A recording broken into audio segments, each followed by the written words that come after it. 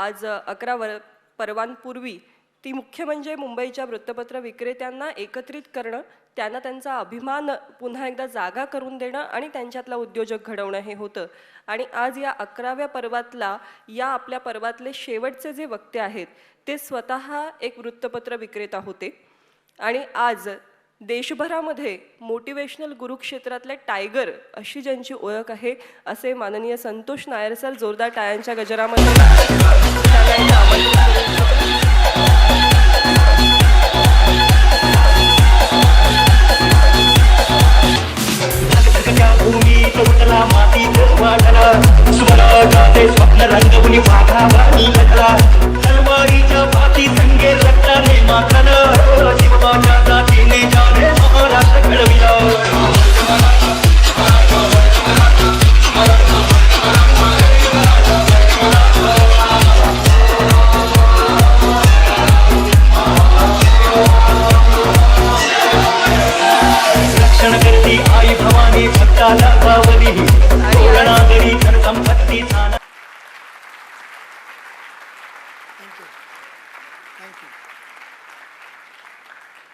Good evening everybody.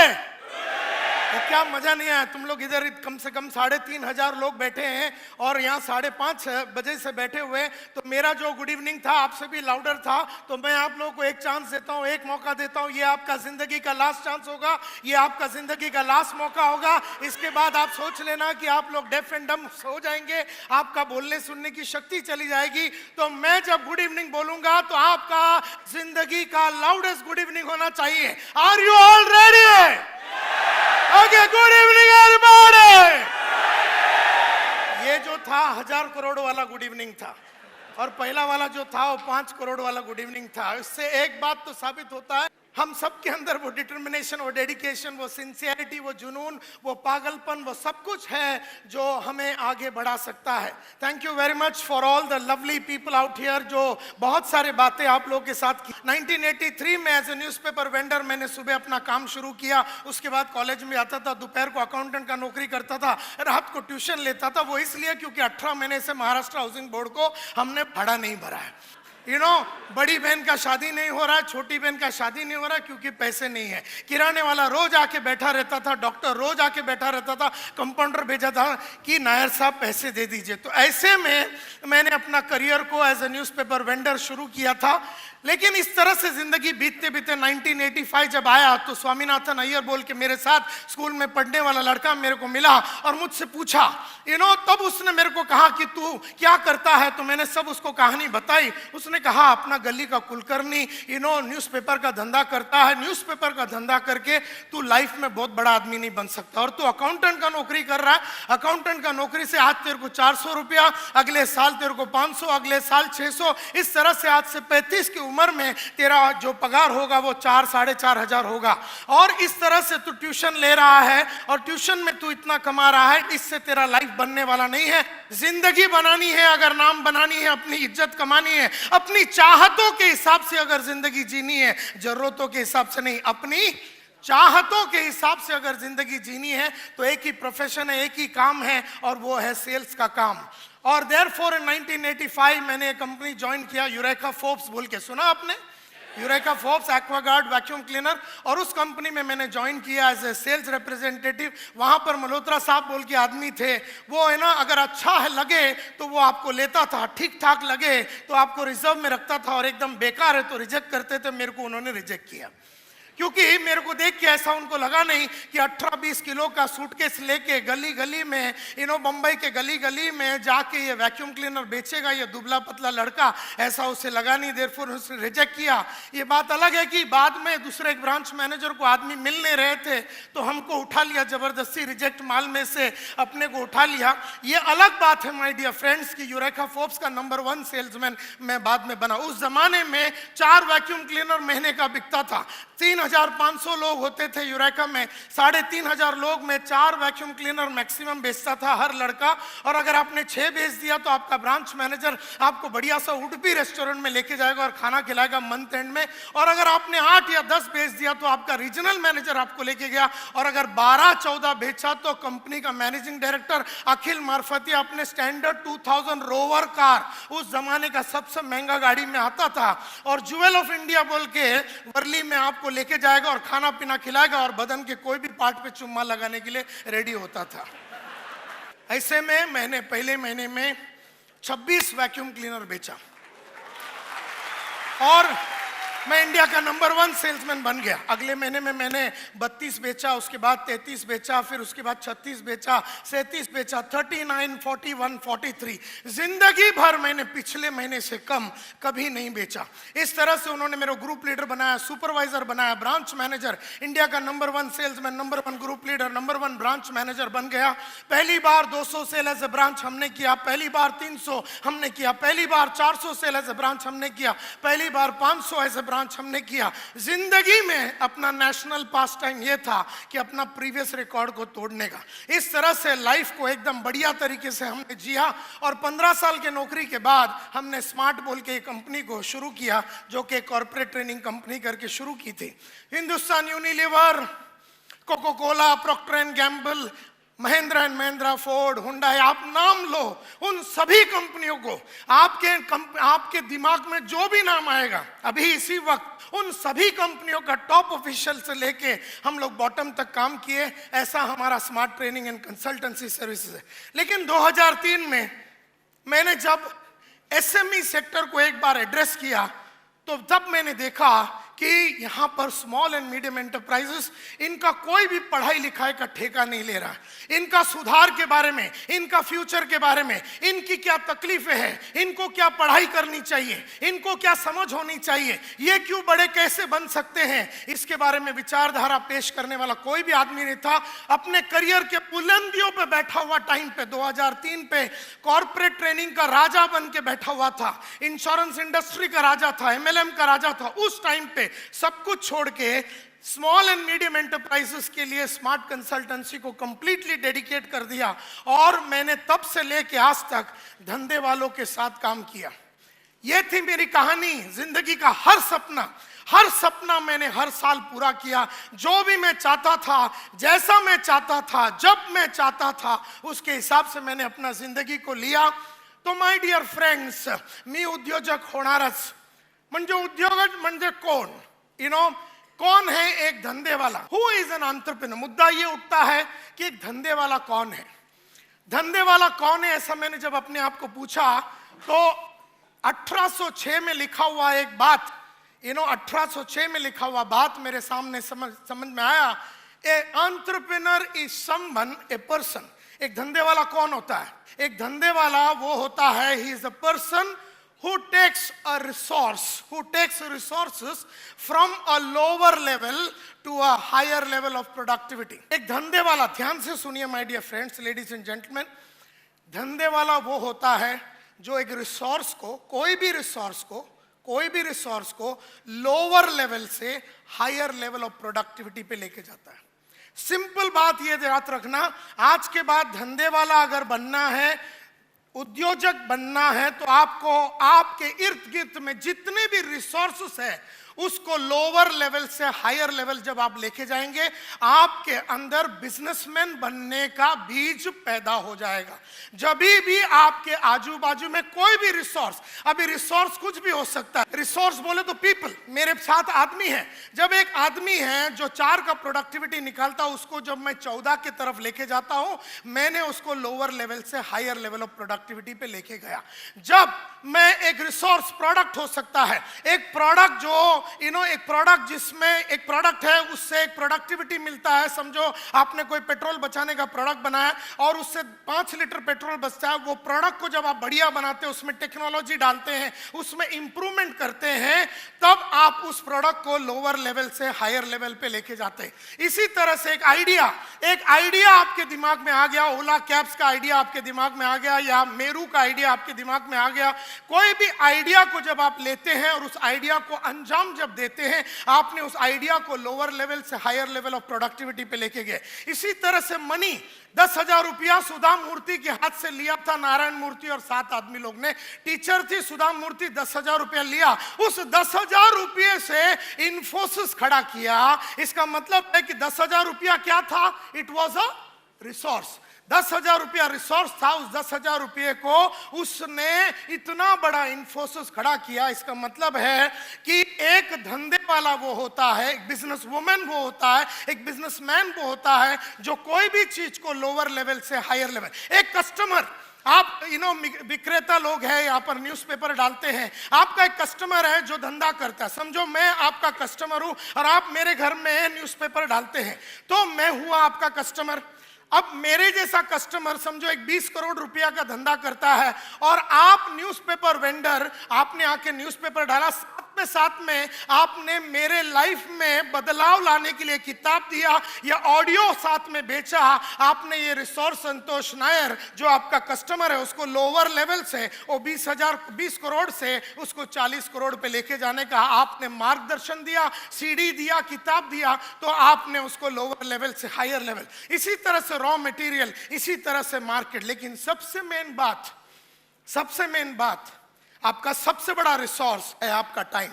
एक धंधे वाले का सबसे मेन रिसोर्स है उसका टाइम।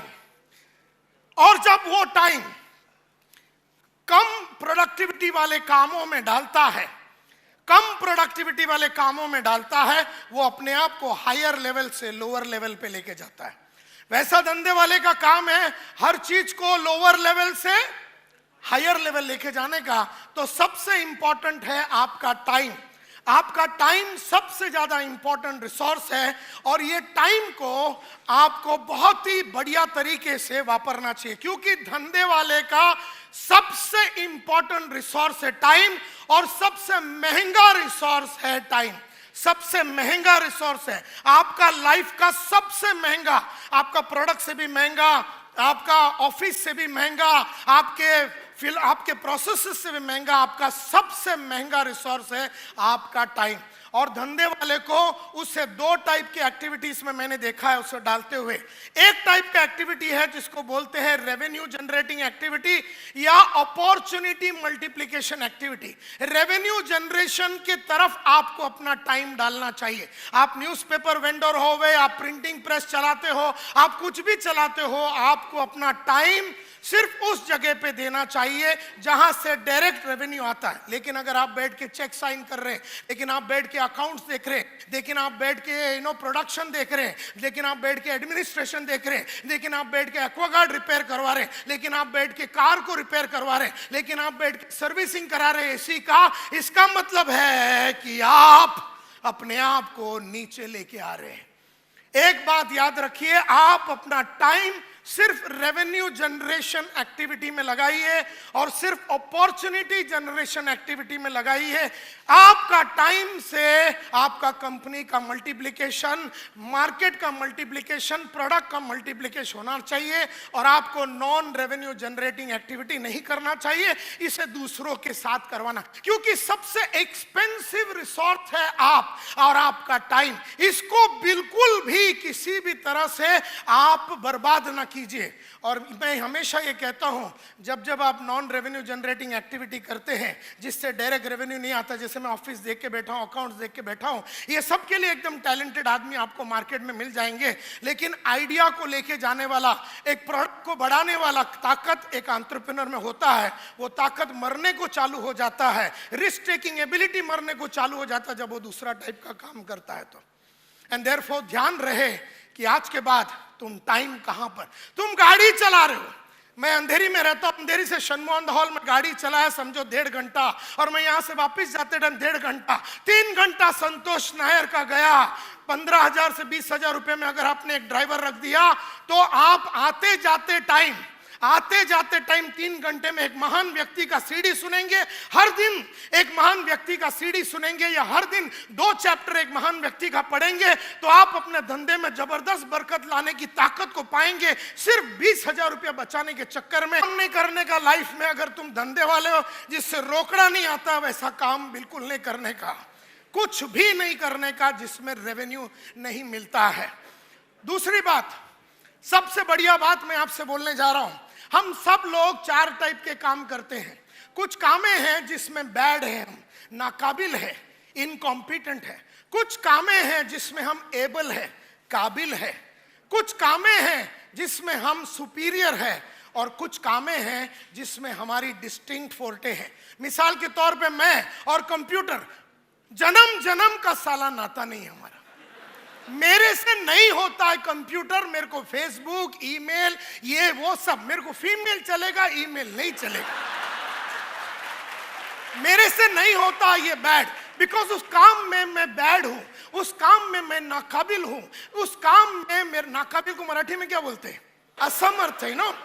मतलब मैं उसमें बैड हूं, मतलब बैड में मतलब मैं कंप्यूटर वगैरह काम नहीं कर सकता हूं, बिकॉज उसमें मैं असमर्थ हूं। I am bad, I am incompetent, नाकाबिल हूं। मेरे को वो डेलीगेट कर देना चाहिए। दूसरा काम जिसमें मैं एबल हूं, ठीक ठाक कर लेता हूं। एबल काम यानी ठीक, यानी अकाउंट्स, क्योंकि मैं बीकॉम ग्रेजुएट हूं एंड देयरफॉर मैं ठीक ठाक अकाउंट्स कर सकते हैं। लेकिन अकाउंट्स में मेरे बाप लोग गली गली में घूमते हैं। इस काम में मैं ठीक ठाक हूं, बस एबल हूं, लेकिन माहिर नहीं हूं, बापू नहीं हूं। फिर दूसरा तीसरा काम, सुपीरियर काम, जैसा सेल्स। मैं अगर किसी के पास गया ना, तो कसम भवानी की चेक लेके आता हूं। 1:1 का सेल्स रेशियो है, 1:1। आज तक पिछले 30 साल में मेरा नजर का रेडियस किस पे भी पड़ा, उसकी मौत निश्चिंत थी। मतलब उसके पास पैसा नहीं है तो उसका चड्डी गिरवी रखा देगा अपन, लेकिन साले से पैसा लेके जाएंगे, ऐसा सुपीरियर कैपेबिलिटी है हमारा। लेकिन अगर दिल से पूछे तो करना नहीं चाहूं, लेकिन अगर उतर गया तो मैं बापू हूं, बापू। लेकिन दिल से पूछे तो मैं करना नहीं चाहता हूं। तो सुपीरियर काम वो होता है जिसमें आपकी माहिरी होती है, लेकिन आपको करने की इच्छा नहीं होती। यानी फील्ड में उतरा तो कत्लेआम होगा, लेकिन उतरना नहीं चाहता हूं। और फिर क्या बच गया? फिर काम, जोर से बोलिए। ये वो काम है जिसके लिए आप पैदा हुए थे। ये है, और 2.5 बरस की उम्र में बच्चे ये दिखाने को चालू कर देते हैं, बाद में माँ बाप लोग मिलके उसका वाट लगा देते हैं। तो distinct forte is what you love to do and what you do best. तो आज के बाद इसको मैं और भी थोड़ा सा बताऊं। बैड काम वो काम है जिसमें आप रिजल्ट पैदा नहीं कर सकते। मेरे को आप बोलो पावर पॉइंट बनाने को, मैं 500 साल बैठ जाऊं, मेरे से नहीं होएगा बॉस, माझ्याशी होणार नहीं। उसमें जैसे मेरे को कोई बोला ना ये पावर पॉइंट बनाने का, मेरे को स्ट्रेस चालू हो जाता है। कैसा पहचानने का बैड एक्टिविटी ये बता रहा हूं, स्ट्रेस चालू हो जाता है। और फिर वो टाइम पे मेरी अगर बीवी आके पूछे खाना खाएगा, तुम लोग को हमेशा साला खाने के सिवा और कुछ जमता नहीं है, तो अपना ऑलरेडी खसका पड़ा हुआ है, अपना ऑलरेडी मला वेट लागलेला आहे, कारण हे काम जे मला करायचं आहे त्याच्यामध्ये काही माझा कॉम्पिटन्स नहीं, आणि देयरफॉर मेरा झगड़ा होता है जब मैं वो काम करूंगा। अब हम चलते हैं दूसरा काम जिसमें हम एबल है। एबल का मतलब है इसमें हम मिनिमम रिजल्ट्स पैदा कर सकते। मतलब अकाउंट्स काम देगा ना तो मैं समझ जाता हूँ ये ऐसा है, डेबिट है, क्रेडिट है, थोड़ा बहुत समझ में आता है। मिनिमम ह्यूज कॉम्पिटिशन, माझ्यापेक्षा 1000 गुणा बेटर करणारे लोक गल्ली गल्ली मध्ये आहे, मग ते लोकांकडून करून घ्यायचं, उगीच कशासाठी उंगली करायचं।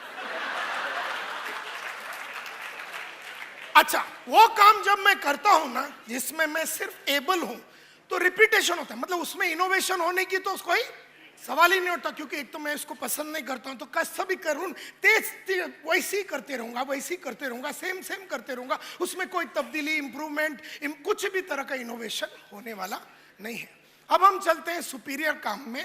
इसमें देखो, जैसा मैंने बोला सेल्स में अपन बापू है, आउटस्टैंडिंग रिजल्ट, भयंकर रिजल्ट पैदा कर सकते हैं। दूसरा, मेरे को अगर आप टीम दे दो 10 जन का, मैं उन लोग को इंडिया का जिहादी टीम बना दूं, सेल्स का एकदम किलर टीम बना सकूं, इतना ताकत है, मतलब वो सुपीरियर एबिलिटी है। और तीसरा, लेकिन दिल से पूछे तो मैं करना नहीं चाहूं, I am not passionate about it.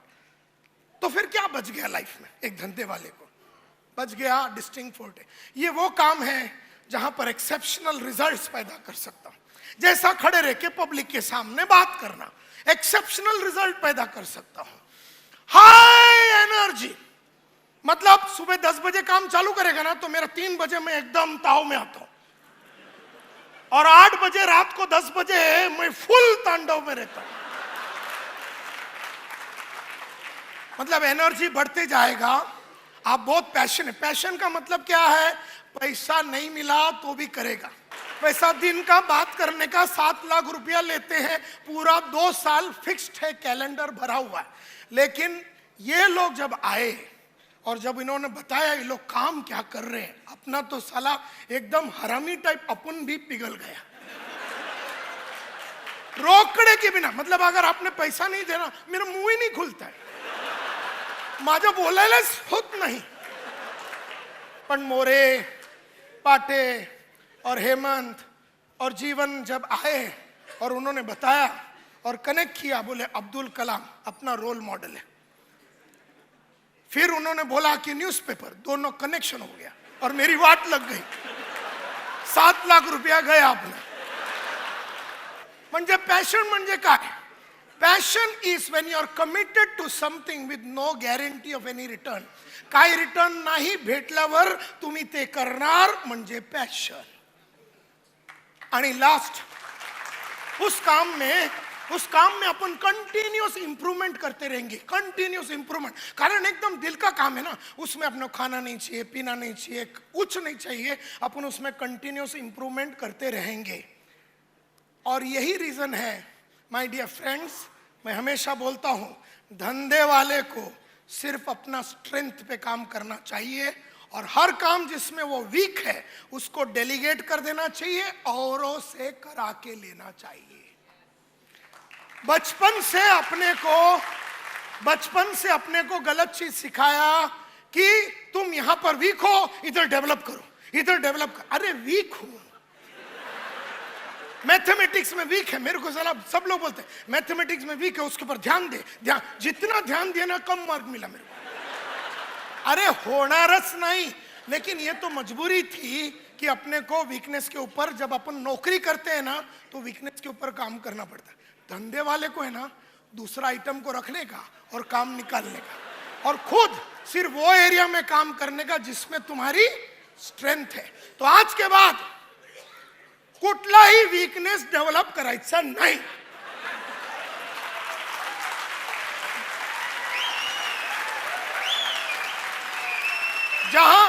जहां हम वीक है, बंबई का और इंडिया का और वर्ल्ड का गली गली में हमारे बाप लोग पड़े हुए, उनको उठाओ। वो जो भाव बोलता ना वो भाव में उठा, क्योंकि तू करेगा ना तो वैसे भी कुछ होने वाला नहीं है। तू अकाउंट देखेगा, क्योंकि तेरे अकाउंट्स में तू वीक है, तू जबरदस्ती अकाउंट देखे तो क्रेडिट का चीट डेबिट में डालेगा, बाद में तेरा लॉस होएगा, तेरी वाट लगेगी। तो काय के लिए उगीच उंगली करायचं? Therefore delegate all the weakness। ये धंधे वाले का ताकत है। जहां मैं कमजोर हूं मेरे पास आइटम घूमते हैं। तो ये सब बनाने का काम अपने को दूसरे से कराना चाहिए, और आज के बाद वीकनेस के ऊपर काम नहीं। तो जिसमें बैड है डेलीगेट कर दो, पहला तो बैड काम। दूसरा, जहां एबल है थोड़े टाइम के बाद वो भी डेलीगेट कर दो, दूसरे से कराओ। बाद में सुपीरियर काम जो सेल्स वगैरह है, जो मेरे लिए है आपके लिए कुछ और है, वो भी डेलीगेट कर दो। मग करायचं काय? फक्त एकच, जिधर तुम बाप है बाप, जिसके लिए दुनिया तुमको पहचानती है, सलाम ठोकती है। बाकी काम के लिए तुमको 8 आना मिलेगा नहीं, उस काम में तुम बेकार है, दुनिया तुम्हारे को खाली ठोकेगा, सलाम नहीं देगा। तो कहने का मतलब यह है कि सलाम अगर ठोकना चाहिए दुनिया तुम्हारे लिए, तो तुम्हारे को डिस्टिंक्ट फोर्टे के ऊपर ही काम करने का। और अगर 10,000 घंटे अगर आपने उस पे काम किया, किस पे? लाउडली।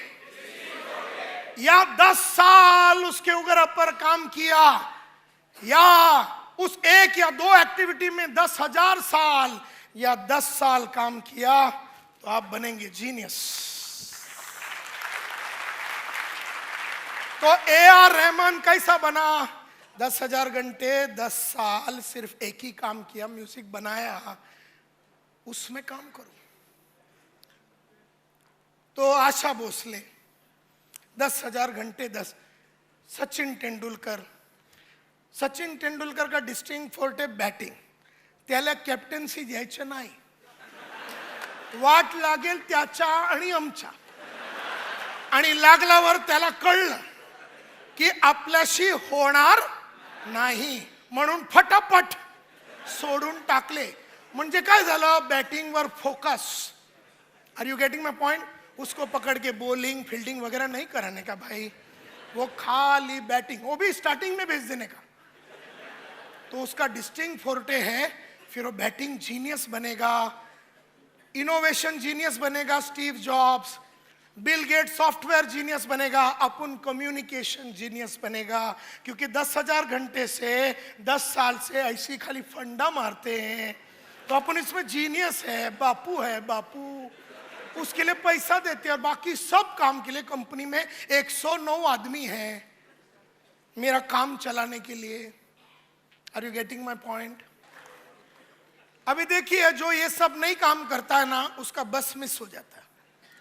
म्हणजे आज आप समझो 2 करोड़ का आदमी है एक्चुअली, और 2 करोड़ आपका 10 साल में हुआ, लेकिन एक्चुअली यही 10 साल में आपका 20 करोड़ होना चाहिए था, यानी 10 टाइम्स ज्यादा होना चाहिए था, यानी 20 करोड़ होना चाहिए था। लेकिन आज आप है 2 करोड़ पे, यानी आपका 20 करोड़ का बस मिस हो गया।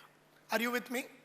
तो क्यों हुआ वो बस? आप जिधर भी है, आप और मैं जिधर भी है ना, आपका टर्नओवर में एक 10 into 10 कर दो, वो एक्चुअली आपका अभी हो जाना चाहिए था। तो आप 30 साल में 30 करोड़ है, तो समझ जाना कि आप एक्चुअली 300 करोड़ पे होना चाहिए था। लेकिन अगर आप ऐसा नहीं हुआ 10 टाइम्स, तो वो क्यों हुआ? क्योंकि आपका वो 20 करोड़ का जो बस है या 300 करोड़ का बस है, वो मिस हो गया। अब मैं 3 रीजन दूंगा आपको कि वो बस क्यों मिस हो गया। सबसे पहला, इंडिविजुअल वर्सेस एंटरप्राइज। लेकिन इंडिविजुअल वर्सेस एंटरप्राइज का मतलब है कि इंडिविजुअल ग्रो होना नहीं चाहता। इंडिविजुअल यानी आदमी, इंडिविजुअल यानी संतोष नायर, एंड एंटरप्राइज यानी स्मार्ट। मेरा कंपनी का नाम है SMMERT स्मार्ट। अभी बस क्यों मिस हो गया? हमारा बड़ा वाला 20 करोड़ का बस क्यों मिस हो गया? क्योंकि इंडिविजुअल को ग्रो नहीं होने का है, लेकिन एंटरप्राइज को तो ग्रो होना पड़ेगा। इंडिविजुअल पढ़ना नहीं चाहता है, लेकिन एंटरप्राइज में तो पढ़ाई होना चाहिए। इंडिविजुअल रिस्क लेना नहीं चाहता, लेकिन एंटरप्राइज यानी अपने धंधे को तो रिस्क लेना पड़ेगा। इंडिविजुअल सिस्टम डालना नहीं चाहता, लेकिन एंटरप्राइज में तो सिस्टम डालना पड़ेगा। इंडिविजुअल 2 नंबर का काम करना चाहता है, लेकिन एंटरप्राइज में 1 नंबर का ही काम होना चाहिए। इंडिविजुअल चैलेंज लेना नहीं चाहता, लेकिन एंटरप्राइज में चैलेंज चाहिए। इंडिविजुअल अपना 3 बेडरूम हॉल किचन बोरीवली में खुश हो गया, लेकिन एंटरप्राइज कभी भी कोई भी टर्नओवर पे खुश होना नहीं चाहिए। इंडिविजुअल अपने रिश्तेदारों को लाना चाहते हैं धंधे में, लेकिन एंटरप्राइज में सिर्फ उन लोगों को लाने का जो काबिल है। हमारे केस में इंडिविजुअल बन गया एंटरप्राइज, एंटरप्राइज बन गया इंडिविजुअल, दोनों मिक्स हो गया और बस मिस हो गया। यानी मेरे को डायबिटीज हो गया, तो मैं बोलता अभी स्मार्टला ग्रो करायचं नाही का बरं? मला डायबिटीज झालं। अरे तुला झालं, तू कशासाठी त्याच्या वाट लावतो? कोणाचा? ते कंपनीचा। तुमको अपना बेटे को लाने का है, बेटा नालायक है सपोज, तुम्हारी औरत बोलता है कि इसको रोज लेके जाओ, लेकिन वो टोटल नालायक है, उसको घर में बिठाने का और पैसा देने का, लेकिन एंटरप्राइज में नहीं लाने का अगर वो काबिल नहीं है तो, और अगर नहीं है तो बाहर से काबिल करके उसको लाने का। इंडिविजुअल बहुत कुछ नहीं, इंडिविजुअल को मुंबई से प्यार हो गया, और मुंबई में समझो धंधा नहीं है और सूरत में धंधा है, तो एंटरप्राइज को किधर जाना पड़ेगा? सूरत। लेकिन इसको बोरीवली से मोहब्बत हो गया। किसको? इंडिविजुअल को। तो इसको बोरीवली नहीं छोड़ने का है बोल के ये धंधे को सूरत नहीं लेके जाता है, एंड देयरफॉर इसका बस मिस हो गया।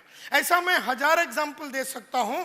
देयरफॉर मेरे को डायबिटीज हो गया तो मेरे को आदमी रखना और काम करा के लेना है, मेरे को टीम बनाना है, उनका ट्रेनिंग करना, जैसे दांडेकर साहब ने कहा टेक्नोलॉजी, ट्रेनिंग, टैलेंट, ये सबको लाके मेरे को अपने एंटरप्राइज को स्ट्रांग बनाना चाहिए।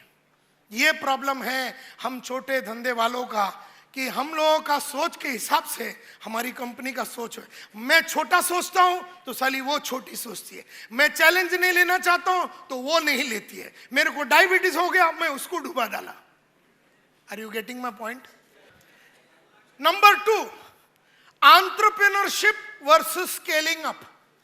मतलब एंटरप्रेन्योरशिप यानी धंधा चालू करने के लिए जो क्वालिटियां लगती है और धंधे को पूरा महाराष्ट्र में घुमाने का लिए जो क्वालिटी लगता है ते वेगळा है। म्हणजे धंधा चालू करने का क्या हुआ था, अपने बाजू में एक लड़की थी गुजराती, उसने बोला तू नालायक है संतोष, तुझे शिकाई होणार नहीं, यूजलेस फेलो, मैं तेरे प्यार में पड़ के मेरा लाइफ बर्बाद हो गया, कुछ हो गया, तू मर्द है तो कुछ करके दिखा। ताव में आके जय महाराष्ट्र बोल के अपने गैरेज चालू कर दिया। गैरेज चालू कर दिया और छोटा सा मस्त गैरेज में मस्त अपना धंधा बिंदा हो गया और 2-1 करोड़ का धंधा हो गया। तो साधारण पढ़ा लिखा आदमी 12वीं फेल संतोष नायर गैरेज चला लिया और गैरेज में खुश हो गया।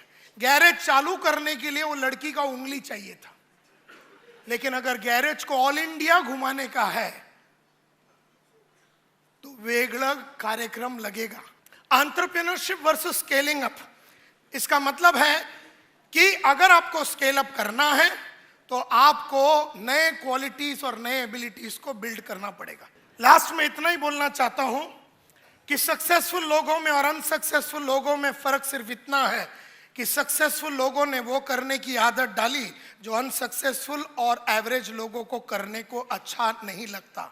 सक्सेसफुल लोगों में और अनसक्सेसफुल लोगों में फर्क सिर्फ इतना है कि सक्सेसफुल लोगों ने वो करने की आदत डाली जो अनसक्सेसफुल और एवरेज आदमी को करने को अच्छा नहीं लगता। मुझे भी सुबह उठने को अच्छा नहीं लगता, आपको भी सुबह उठने को अच्छा नहीं लगता, लेकिन मैं रोज सुबह 5:30 बजे उठ के उठने की आदत डाली। मुझे भी रोज पढ़ने की अच्छा नहीं लगता, आपको भी रोज 1 घंटा पढ़ने को अच्छा नहीं लगता, लेकिन पिछले 30 साल से रोज 1 घंटा पढ़ के पढ़ने की मैंने आदत डाली। मुझे भी टीवी देखने अच्छा लगता है, आपको भी टीवी देखने को अच्छा लगता है, मैंने नहीं देख के न देखने की आदत डाली और तुम साले लोग देख के देखने की आदत डाली।